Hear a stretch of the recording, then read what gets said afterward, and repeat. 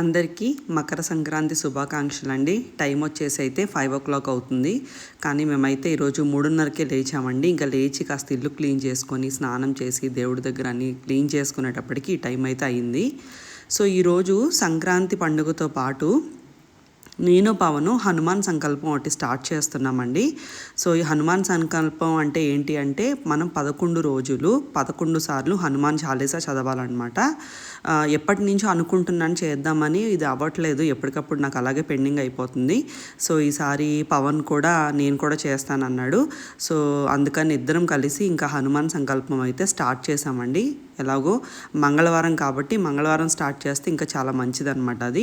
So అందుకని అన్నీ కలిసి వచ్చినాయి కదా అని చెప్పి ఈరోజు అయితే స్టార్ట్ చేసాం. నువ్వు తల్లి లెగకూడదు అని అనుకుంటున్నానండి, పూజ అయ్యేంత వరకు పడుకోవాలి అని. బట్ లెగిసిపోయిందండి. మేము పక్కన లేకుండా ఒక 10 నిమిషాలు ఉంటే లెగిసిపోతుంది. సో అది లెగిస్తే నాకు టెన్షన్ అనమాట. ఏం చేసేస్తున్నా అని నేను ఫోకస్ చేయలేను పూజ మీద. బట్ ఈరోజు నేను ఎలా అన్నా ఫోకస్ చేయాలి. ముష్కని ఆడుకోమని. Good morning, good morning కన్నమ్మా.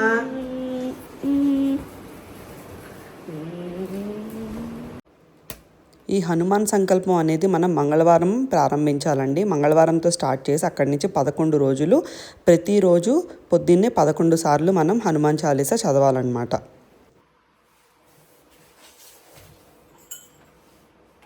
సూక్ష్మ రూపధరి సియహి దిఖావా, వికట రూపధరి లంక జరావా, భీమ రూపధరి అసుర సంహారే, రామచంద్రకే కాజ సంవారే.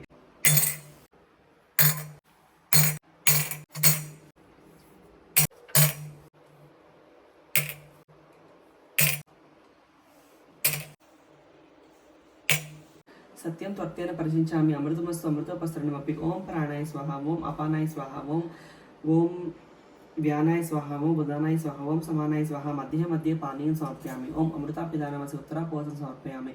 హస్తో ప్రక్షాళయామి, పాదో ప్రక్షాళయామి, సుధా ఆచమనీయం సమర్పయామి. ఈ సంకల్పం చేస్తున్నప్పుడు మనం కొన్ని నియమాలు అయితే పాటించాలి. అది ఎప్పుడు అన్ని రకాల సంకల్పాలకు ఉండేవే. బ్రహ్మచర్యం పాటించాలి, నాన్ వెజ్ తినకూడదు, అలాగే ఎటువంటి దూషణలు చేయడం అవతల వాళ్ళని, లేదంటే చిరుబుర్లాడడం ఇలాంటివి చేయకుండా మనం మనసు ప్రశాంతంగా ఉంచుకొని ఆ దేవుడి ధ్యానంలో ఉండాలన్నమాట.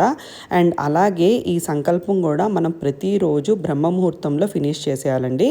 అది కూడా చాలా ఇంపార్టెంట్ రూల్ అనమాట ఈ సంకల్పంలో. అలాగే ఆఖరి రోజు 11 సార్లు హనుమాన్ చాలీసా పాటు ఒకసారి బజరంగ్ బాణ్ కూడా చదవాలన్నమాట. యాక్చువల్గా ఈ పూజ నేను ఎప్పుడు చేయలేదండి, ఎప్పటి నుంచో చేద్దాం అనుకుంటున్నా, అలాగే అయిపోతుంది. బట్ ఈ సంవత్సరంలో ఎలాగన్నా చేయాలి అని చెప్పి సంకల్పించుకొని ఇక ప్రారంభించామన్నమాట. ఇంట్లో పూజ చేసేసుకున్న తర్వాత మేమైతే భూవరాహ స్వామి టెంపుల్కి అయితే వెళ్తున్నామండి. సో ఈ టెంపుల్ వచ్చేసి మీకు మైసూర్కి వెళ్ళే దారిలో శ్రీరంగపట్నం దగ్గర వస్తుందన్నమాట. సొంత ఇల్లు కట్టుకోవడం అనేది యాక్చువల్గా ప్రతి మనిషికి ఉండే బేసిక్ కోరికల్లో ఒకటి. మా పెళ్ళయి 15 ఏళ్ళు అయిందండి, కానీ ఇప్పటి వరకు మేము మా సొంత ఇంటి కలనైతే నెరవేర్చుకోలేదు. మధ్యలో కొన్నిసార్లు ప్రయత్నం చేశాం, కానీ అది బెడ్స్ కొట్టింది. నూకి ఆటిజం అని డయాగ్నోజ్ అయ్యాక మా సేవింగ్స్ అన్నీ దానికే ఖర్చు పెట్టేసేవాళ్ళం. సో ఆ టైంలో పర్టికులర్గా మేము సొంత ఇంటి కలని పక్కన పెట్టేశామన్నమాట. ఎందుకంటే మాకు థెరపీలు అవన్నీ, ఆ ట్రీట్మెంట్స్ అవన్నీ అప్పట్లో అఫోర్డ్ చేసుకోవడం మాకు మెయిన్ గోల్ అయిందనమాట. సో ఈ టెంపుల్ గురించి యాక్చువల్గా మాకు 2 years బ్యాక్ మా ఫ్రెండ్ చెప్పిందనమాట. అది చెప్తే తెలిసింది నాకు ఈ టెంపుల్ గురించి. సో అప్పటి నుండి మా సొంత ఇంటి కళ నెరవేర్చుకోవడానికి ఇక్కడికి వస్తూనే ఉన్నాము. ముఖ్యంగా ఈ గుడి ప్రత్యేకత ఏమిటంటే, మనకి భూమికి సంబంధించిన ఎటువంటి ఇష్యూస్ ఉన్నా, ఎటువంటి కోరికలైనా సరే మనం తీర్చుకోవాలంటే ఈ దేవుడిని అయితే దర్శించుకోవాలండి. సో మీకు సొంత ఇల్లు కొనుక్కోవాలన్నా, భూమి కొనుక్కోవాలన్నా, సొంత ఇల్లు కట్టుకోవాలన్నా, లేకపోతే ఏమన్నా ల్యాండ్ ఇష్యూస్, ల్యాండ్ లిటిగేషన్స్ ఇలాంటివి ఏమన్నా ఇబ్బందులు ఉన్నా కూడా మనం ఈ టెంపుల్కి అయితే రావచ్చు అనమాట. సో ఈ భూవరాహ స్వామి ప్రత్యేకంగా ఇటువంటి ఇష్యూస్కి చాలా ఫేమస్ అనమాట. సో చాలామంది ఏంటంటే ఇక్కడికి వచ్చిన వాళ్ళు ఇక్కడ ఒక స్ట్రక్చర్ ఉంటుంది, ఒక ప్రొసీజర్ గుళ్ళో మనకి. అదేంటంటే ఎప్పుడైనా మనం మొదట వెళ్ళినప్పుడు అక్కడ మట్టి అనేది తెచ్చుకోవాలండి. దేవుడి దగ్గర మట్టి తెచ్చుకొని మన ఇంటికి తీసుకొచ్చి ఆ మట్టిని మనం పూజ చేసుకుంటూ ఉండాలి. ఆ తర్వాత మన సంకల్పం కోరుకున్నది ఏదైతే మన కోరిక కోరుకొని మట్టి తెచ్చుకుంటామో ఆ సంకల్పం తీరిన తర్వాత మళ్ళీ మనం గుడికి వెళ్ళి మనం ఆ సంకల్పం తీరిందని ఆయనకి దండం పెట్టుకొని మళ్ళీ ఇల్లు కట్టుకుంటాం అనుకోండి. ఫర్ ఎగ్జాంపుల్ ఎలా అంటే ఇప్పుడు మేము ఫస్ట్ టైం వెళ్ళినప్పుడు మట్టి తెచ్చుకున్నాము. ఏమని అనుకున్నాము, మేము ఇల్లు కట్టుకోవాలి అంటే స్థలం కొనుక్కొని ఇల్లు కట్టుకోవాలని మేము అనుకున్నాం అనమాట.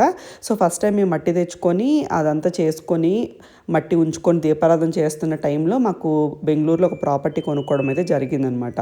సో ఆ తర్వాత మళ్ళీ మేము గుడికి వెళ్ళి ఆయనకి థ్యాంక్ యూ చెప్పేసి అప్పుడు ఏమనుకున్నాం అంటే తండ్రి మేము ఇల్లు కట్టుకోవాలి, ఇప్పుడు స్థలం అయితే కొనుక్కున్నాం, మేము ఇల్లు కట్టుకోవాలి అని మళ్ళీ మేము దండం పెట్టుకొని వచ్చామన్నమాట. సో అప్పటి నుంచి ఇల్లు కట్టుకునే ప్రయత్నం అయితే చేస్తూ ఉన్నాము. బట్ అది కన్స్ట్రక్షన్ అయితే స్టార్ట్ అవ్వట్లేదు, అది ఏ కొలిక్కి రావట్లేదు. సో అప్పటి నుంచి అదే కోరిక మీద మళ్ళీ మేము వెళ్ళొస్తూ ఉన్నాము. సో ఈసారి పర్టికులర్గా మేము ఏం చేసాము అంటే ఇంకా ఇటుకలు తెచ్చుకుంటాం. మొదటిసారి ఇసుక తెచ్చుకుంటాం, సెకండ్ టైం ఇటుకలు తెచ్చుకుంటాం అనమాట. ఈసారి మాత్రం పండుగ సందర్భంగా మేము వెళ్ళి ఇటుకలు అయితే తెచ్చుకున్నామండి. సంకల్పం ఏమని చేసుకున్నాం అంటే ఇల్లు కట్టుకోవాలనే సంకల్పంతో ఇటుకలు తెచ్చుకున్నాం అనమాట. సో ఇక్కడ మీరు చూస్తే చాలా ప్లేసెస్లో మీకు ఏంటంటే ఇటుకలు పేర్చి కనిపిస్తాయి అనమాట. సో జనాల నమ్మకం ఏంటంటే ఇటుకలు అలా పేర్చేసి గుడి దగ్గర వెళ్తే మనం సొంత ఇల్లు కట్టుకుంటాము అనే నమ్మకం అనమాట. సో అది అనమాట ఇక్కడ యాక్చువల్గా ప్రొసీజరు. సో యూజువల్గా మీరు గుడికి వచ్చినప్పుడు కూడా మీరు దర్శనానికి వెళ్ళే ముందు కూడా పంతులు గారు ఏం చెప్తారంటే తప్పకుండా మీరు 11 ప్రదక్షిణలు చేసిన తర్వాతే దేవుడి దగ్గరికి సంకల్పానికి కానీ లేకపోతే దర్శనానికి కానీ రావాలి అంటారు. సో ఇదండి యాక్చువల్గా ఈ గుడి యొక్క ప్రత్యేకత అండ్ ఈ గుడిలో మనం చేయాల్సిన పనులు.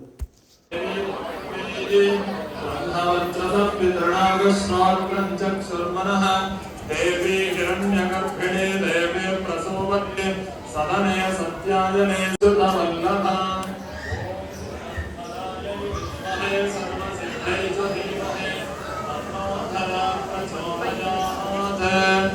ಹಿರಣ್ಯವರ್ಣ ದೇವಕೂಲೆಯ ಗೋಡೆಯ ಕಟ್ಟಡಕ್ಕೆ ಕಟ್ಟಿಸ್ಕೊಡಿ.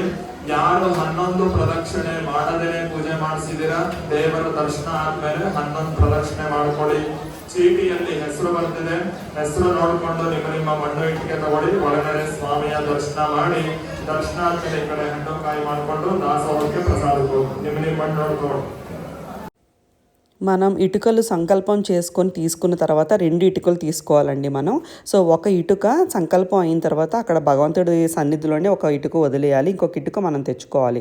ఆ తెచ్చుకున్న ఇటుక మనం ఇల్లు కన్స్ట్రక్షన్ చేసుకుంటుంటే కనుక అయితే అది ఈశాన్యం మూలగా అయినా దాన్ని పెట్టుకోవాలి. లేదంటే మనం పూజా మందిరం కన్స్ట్రక్షన్ చేసుకుంటున్నాం అనుకోండి, ఆ పూజా మందిరంలో ఆ ఇటుకని వాడుకోవాలన్నమాట.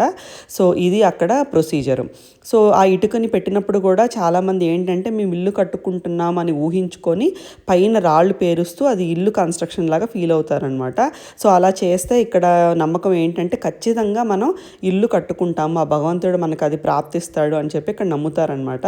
సో అందుకని మీకు గుడి చుట్టూ కూడా ఎక్కడ చూసినా రకరకాల రాళ్లతో ఇల్లు కడుతున్నట్టుగా కనిపిస్తూ ఉంటాయి.